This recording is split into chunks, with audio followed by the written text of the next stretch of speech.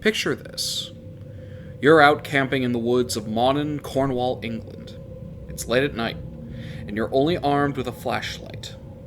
These woods are dark, and there is an unsettling feeling that they carry in the cold autumn air. You hear the groan of a tree branch being bent slowly, and as you turn around, the sound of an almost demonic hiss hits your ears. Now perched on a tree, right in front of your eyes, is a 5-foot-tall owl with the body of a man and the face of something far more twisted. It lets out another horrid hiss and flies up into the night sky, once again evading capture, documentation, and more importantly, understanding. The Owlman of Mawnan, also referred to as the Owlman of Cornwall, the Cornish Owlman, the Owlman of Mawnan Smith, or just simply as the Owlman, is a strange bipedal winged humanoid creature that is claimed to terrorize the local Mawnan church and its nearby woods. It has been compared to the Mothman on many occasions, starred in a pretty solid Lost Tapes episode under a different name entirely, and has made a name for itself as the star of the film The Lord of Tears. In this video, I'd like to recount the sightings of this creature, discuss it as objectively as I can, and hopefully find a fitting answer to just what exactly is going on in Mawnan. The first documented sighting of the Owlman was allegedly in 1926 by 2 young boys. There is not much known about the boys or the encounter as a whole, but it allegedly got the attention of surrealist artists Leonora Carrington and Max Ernst, who would attempt to summon the creature in 1937. It is also suggested that the artists were affected by the trip, and it is claimed that the remainder of their paintings featured the Owlman in some way. 50 years later, the next sighting occurred. On April 17, 1976, sisters June and Vicky Melling were camping with their family near the woods that connect to the church. The girls first heard a strange hissing noise, then saw what was described as a huge, man-sized bird with red eyes and strange black, pincer-like claws for feet. After the girls explained what they saw to their father, Don Melling, he cut the vacation short and reported the encounter to a man by the name of Tony Doc Shields, giving him a sketch of what the girls saw. On July 3rd of that same year, 14-year-old Sally Chapman was out camping in the woods with her friend Barbara Perry. The encounter plays out similarly, with one of the girls standing outside the tent hearing a hissing noise, leading to seeing a figure that looked like a human-sized owl with pointed ears and glowing red eyes. The girls reported that it flew straight up into the air, revealing it had black pincer-like claws for feet.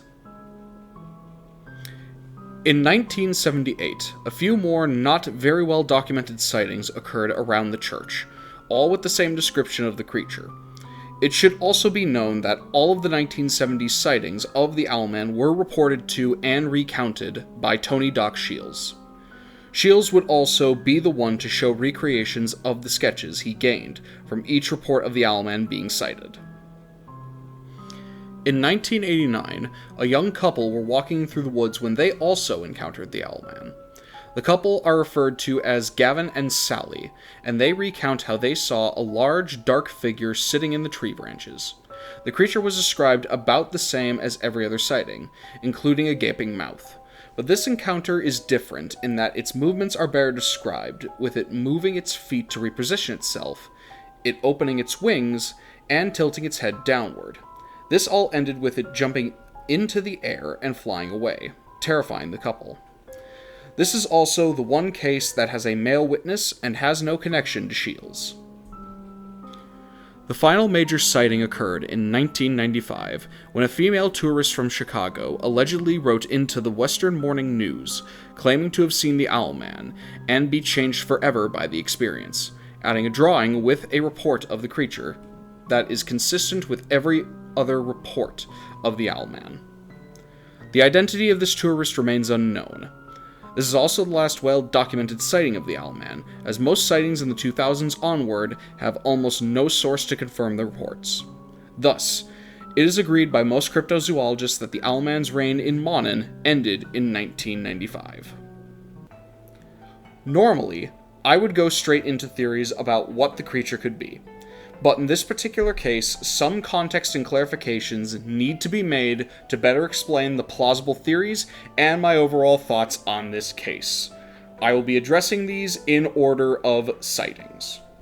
Firstly, the 1926 sighting is not documented in almost any form outside of one book discussing the Owlman, and the bird in question is not even fully described as an owl. It is better described as a goose, and the book in question is The Owlman and Others, which is written by Jonathan Downes. The information regarding Carrington and Ernst paintings being affected by the Owlman and having Owlman motifs in them after 1937 is factually incorrect. In the case of Carrington, despite being a surrealist artist, she does not have a single painting that really depicts something that could be interpreted as the Owlman. In the case of Ernst, birds have been an inspiration for him from the start of his art career, and most paintings that could be referred to the Owlman were made before 1937, which, given that he met up with Carrington in London in 1936, this means there isn't any way that he could have been influenced by the story beforehand.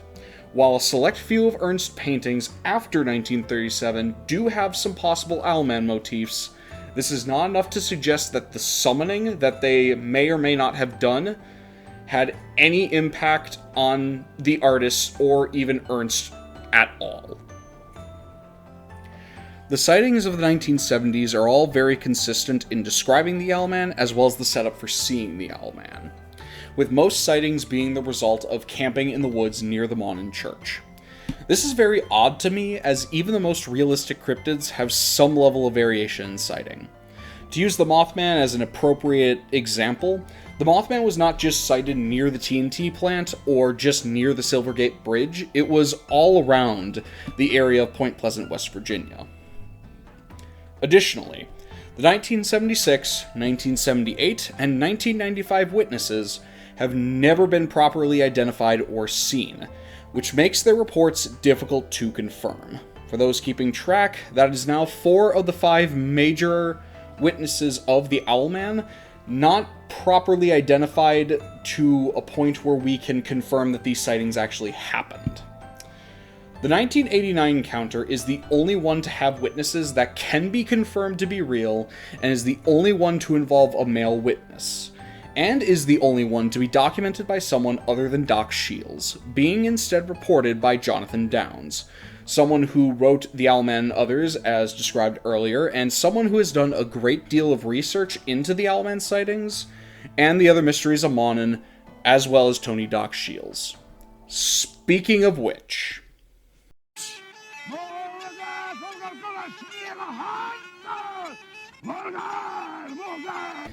Tony Doc Shields is so connected to the Owlman as well as Mawnan that he deserves his own spot in the video. Doc Shields is a man with many talents, being an artist, writer, entertainer, magician, psychic, and monster raiser, as he puts it. To many in Mawnan and England as a whole, he is also a well-known prankster and a hoaxer.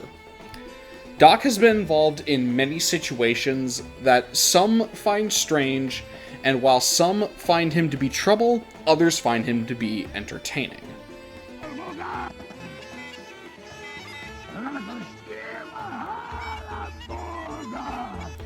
An entire video on Doc himself could be made discussing his antics, such as the Loch Ness Monster photo he faked, the film where he discusses magic stones, or even the time he has tried to summon Morgar, the sea monster. In truth, the Owlman is somehow what he is most famous for, despite having not nearly as much involvement with it as with Morgar or Nessie.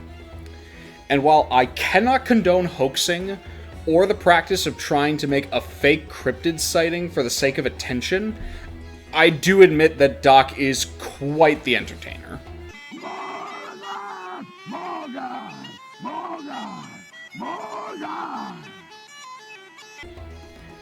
In relation to the Owlman, the fact that Shields is so connected to this case is nothing short of a bullet in the ideas as to what this could have been. Shields has a massive track record for hoaxing and pranking people, and at the minimum is a very unreliable source for these types of reports. He even has a book that gives instructions on how to make an effective hoax and become a legend.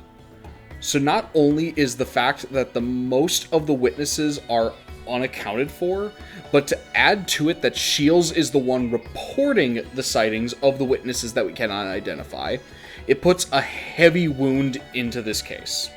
I will discuss this further in the theory section, but I want to make it very clear that in discussing this cryptid, Shields being involved should be a major factor when determining its validity.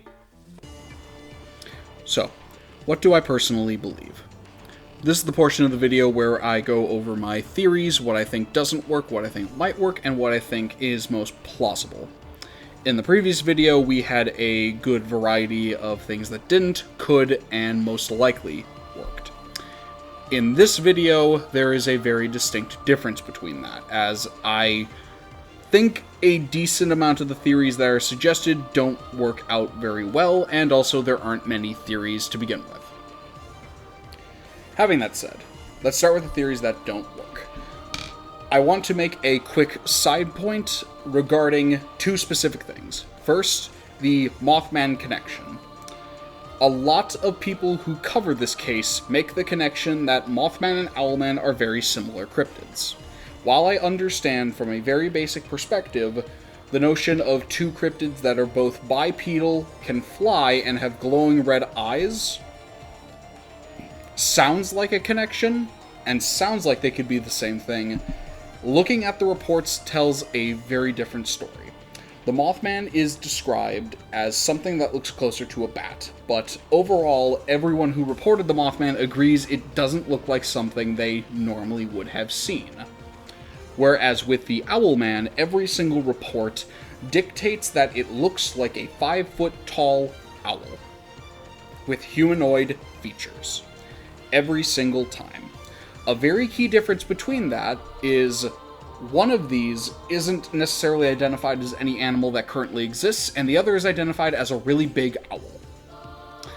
That is a very key and core difference. Thus, I don't subscribe to any notion that these two are connected in any way. I understand that they look similar in profile, but when you look at the reports, they don't match at all. Next, I want to make it very concise that when it comes to things like magic, spirits, or extraterrestrials, I am not an expert in that regard. The Owlman is often considered a demon in a bunch of different theories that people kind of point out. And I am not in a place where I can say one way or the other whether that works or not. I'm not someone who is well-versed in the spiritual world. I am not someone who's well-versed in the extraterrestrial world from the concept that this is an alien. And I just don't know a lot about things like spirits, magic, aliens, what have you. So, I will not consider those options when going over my theories, and moving forward in these videos, when addressing anything that sounds remotely magic, I am trying to interpret it from the perspective of it being a biological thing. So, next theory I don't think works. The Eurasian eagle owl. Eurasian eagle owls do not exist anywhere near England. Because of this, the only way that this theory could work is if, on 3 separate occasions, because this occurred in 1976, 1989, and 1995, not including the 1926, I am approaching these theories from the perspective that that sighting is just a misidentified goose. So, looking at the other years when these sightings occurred, the other 4 sightings, that is 3 separate occurrences where someone would have to bring a Eurasian eagle owl over and let it loose.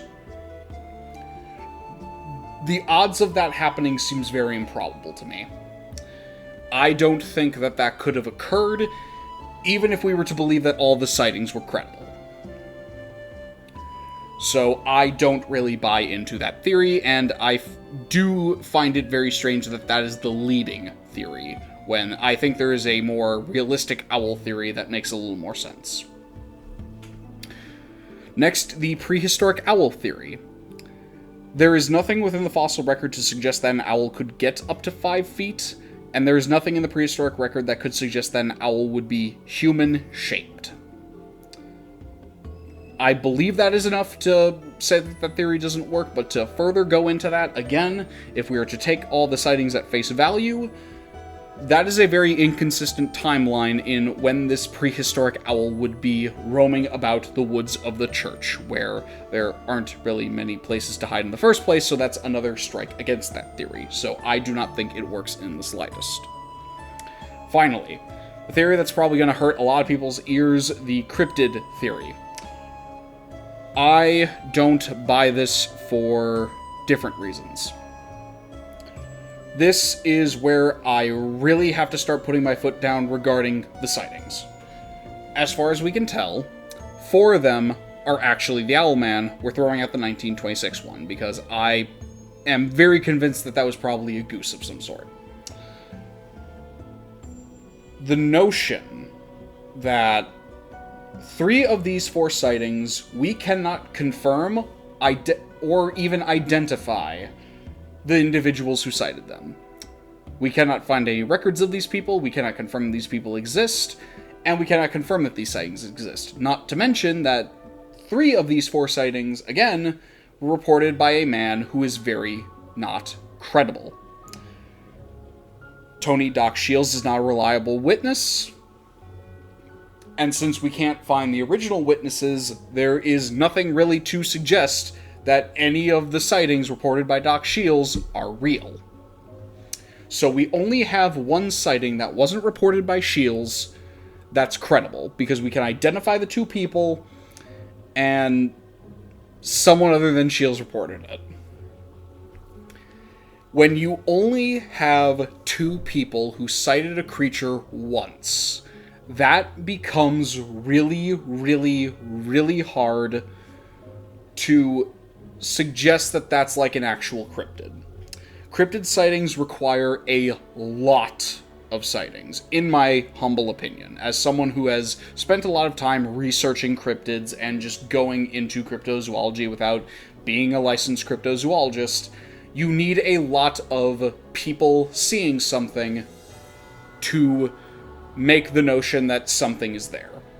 When only 2 people see a thing once and then never again, that becomes very difficult to back up.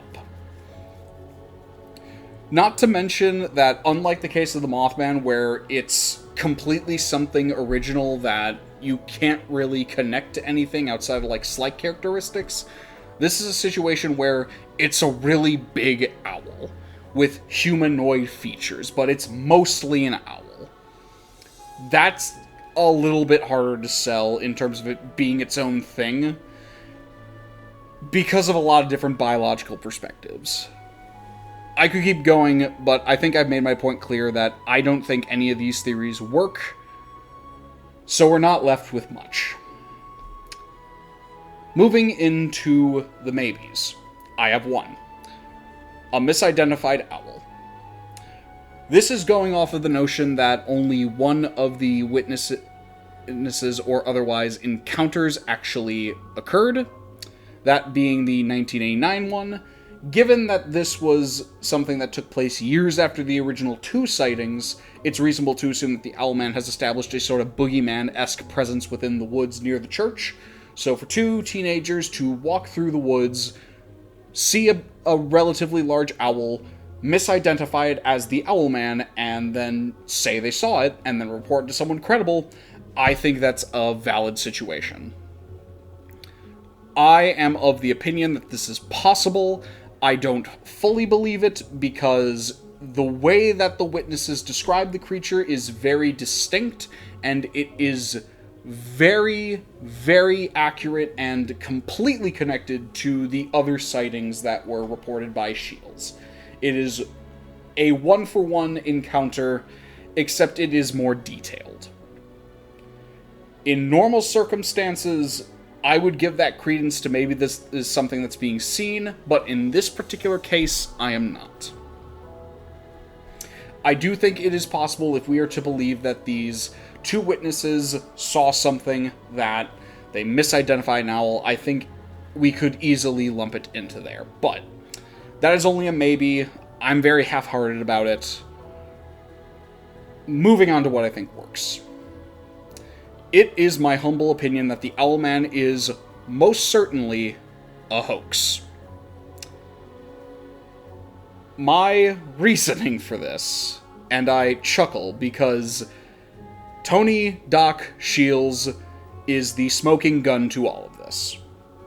A man who is notorious for pranking, a man who is notorious for committing hoaxes, a man who has confirmed committed hoaxes in the past, and a man who has confirmed written material on how to repeat the success he's had with hoaxing.